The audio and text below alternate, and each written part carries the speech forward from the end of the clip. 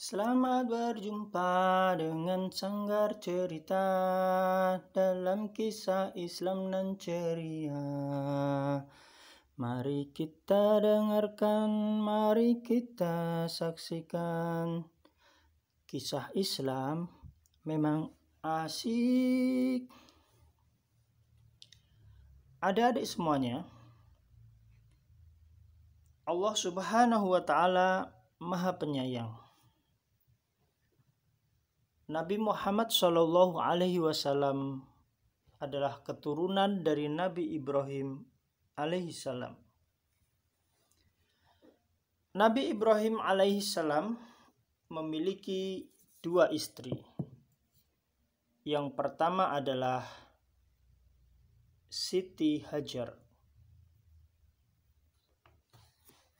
Yang kedua adalah Siti Sarah.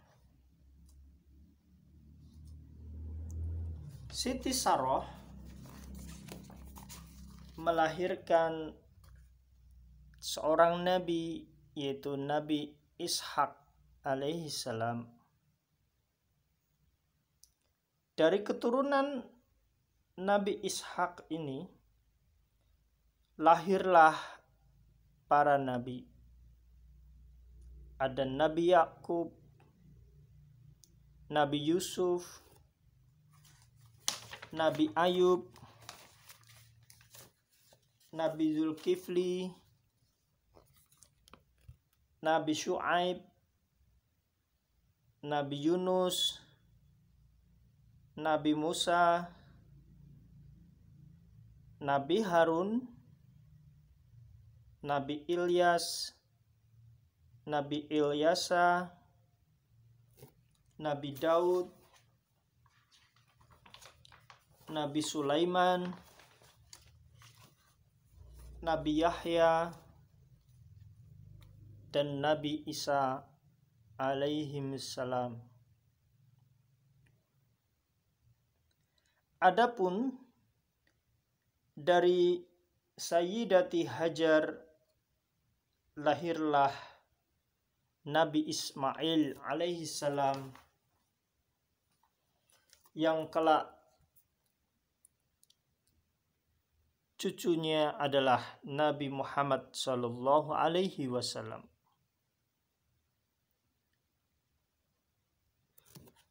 Maka karena itulah Nabi Ibrahim alaihi salam disebut Abul Anbiya atau bapak para nabi. Mengapa demikian? Karena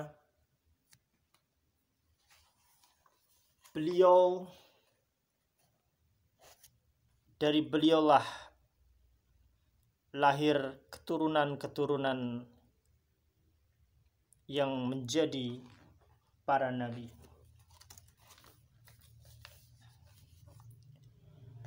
Adik-adik kaum muslimin yang semoga disayangi oleh Allah,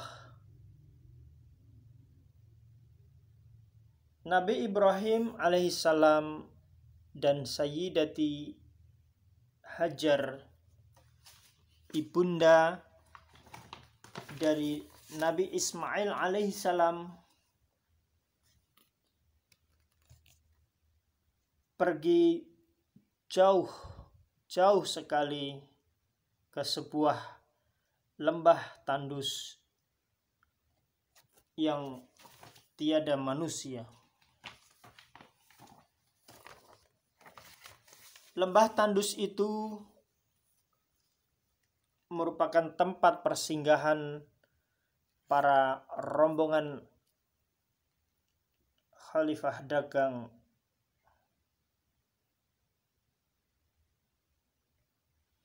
Akan tetapi ketika Nabi Ibrahim alaihissalam meninggalkan Sayyidati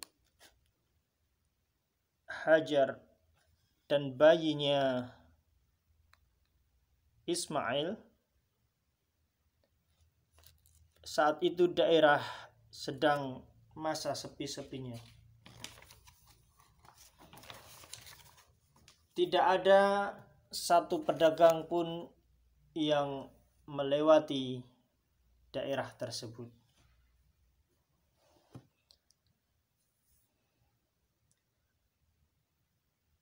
Nabi Ibrahim alaihissalam ketika meninggalkan istri dan bayinya di padang yang tandus yang kelak menjadi kota Makkah al-Mukarramah, tempat diutusnya Nabi Muhammad SAW, itu berkata kepada istrinya Sayyidah Hajar, "Aku harus meninggalkanmu di sini." Sayyidah Hajar pun bertanya, "Apakah ini perintah Allah? Apakah ini kehendak Allah?" Maka Nabi Ibrahim alaihissalam pun mengangguk dan beliau bersabda, "Allah pasti akan menjagamu dan anak kita Ismail." Maka karena itu adalah perintah Allah, Sayyidah Hajar pun merasa tenang. Beliau merasa Allah tidak akan meninggalkannya. Pasti Allah akan menjaganya. Inilah keimanan yang sangat kuat kepada Allah. Kemudian setelah itu Nabi Ibrahim alaihissalam lantas pergi meninggalkan Sayyidah Hajar dan bayi Ismail dengan bekal seadanya.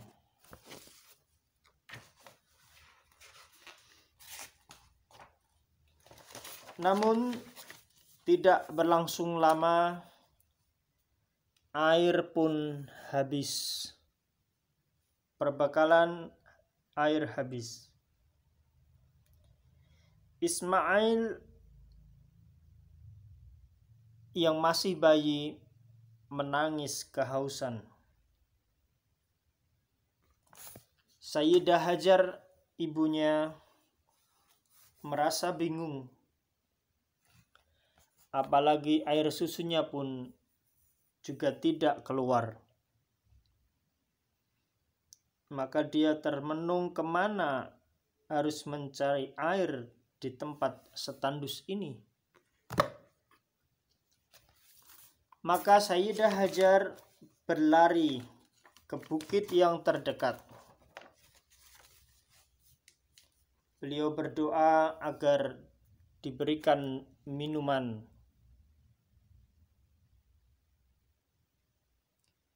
Namun tidak dilihatnya sumber air. Maka beliau pun lari ke bukit yang lain. Dengan dada berdebar penuh harap, akan tetapi tidak ada juga air terlihat.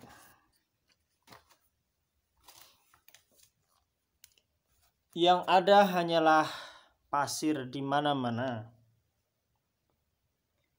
Begitulah adik-adik semuanya, Sayyidah Hajar berbolak-balik antara Bukit Safa dan Marwa. Perjuangan Sayyidah Hajar untuk mencarikan minum untuk bayinya Nabi Ismail alaihissalam diabadikan dalam salah satu rukun haji, yaitu sa'i. Berlari-lari kecil selama 7 kali antara Bukit Safa dan Marwa.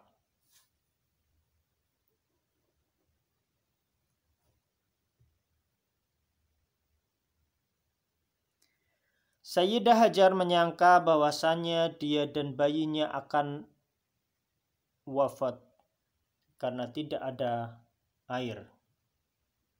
Namun tiba-tiba muncullah air dari kaki Nabi Ismail alaihi salam, yang itulah awal dari mata air Zam-Zam yang dikenal hingga saat ini.